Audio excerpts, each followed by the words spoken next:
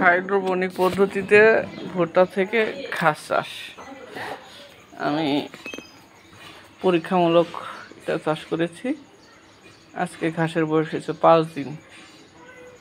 শুনেছিলাম যে 10 দিনের মধ্যে এই ঘাসটাকে খাওয়ানো যায়। তো যারা ঘাসের চিন্তা করতেছেন তারা যদি ভুট্টা থেকে ঘাস উৎপাদন করে তাহলে যেটা সুবিধা সেটা হচ্ছে ঘাস পাবে, সাথে দানাদার খাদ্য হিসেবে ভুট্টা পাবে।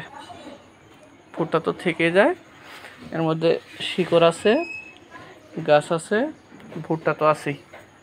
দেখেন কোনোটাই ফেলে দেওয়ার মতোই না, সব কিছুই লুটে পুটে খাবে আপনার গরু। এটার বয়স 5 দিন। আমি এটা আপাতত এমনি পরীক্ষামূলকভাবে চাষ করতেছিলাম যে হয় কি না।